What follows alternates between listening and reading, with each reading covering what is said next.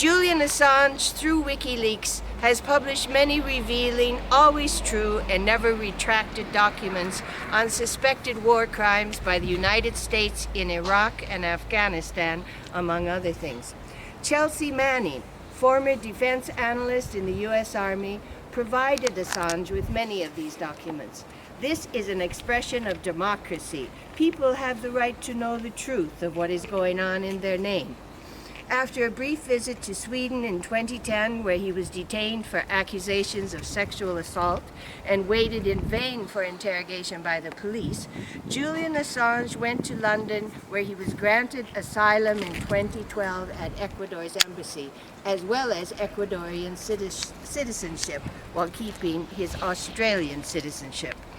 When Ecuador elected Lenin Moreno, the new president, in 2017, he let it be known that Assange was no longer welcome at the embassy. Moreno let British police drag Assange out of the embassy the 11th of April 2019. To take back a previously granted asylum like this, a right that should be protected by international law, seems highly irregular. Magistrate Beretzer said that Julian Assange was due to be released from Belmarsh prison on September 22nd after serving his sentence for breaching bail conditions, but he would not be released because of the risk that he would abscond. At the time he received this message, he was too ill to appear in court, but had to appear by video. It seems logical, ethical, and humanitarian that if he could not be released, at least he could have been transferred to a prison with inmates with less serious offenses, and thus more freedom of movement, more visitors allowed, and more access to the internet. Assange's health has been known to be very poor for a long time, and at his latest case management hearing on October 19th, also provided over by Judge Beretzer, he could barely speak. Even so, his request for a postponement of the extradition hearings was denied.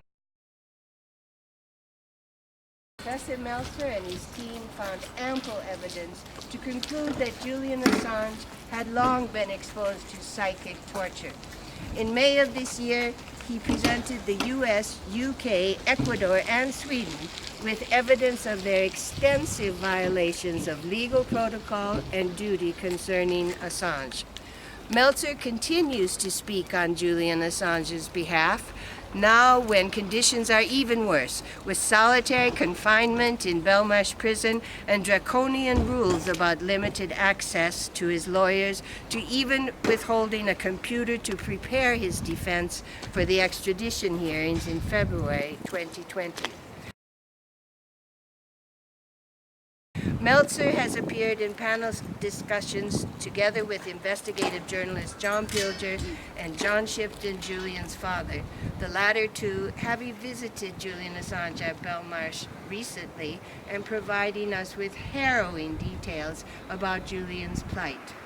For the few remaining investigative journalists like John Pilger, the release of Julian Assange from prison and the removal of extradition charges are the only appropriate actions in the name of justice. The UN Working Group on Arbitrary Detention appointed an expert panel which in February 2016 presented the finding that Julian Assange had been illegally detained by Sweden and the UK and should be released immediately.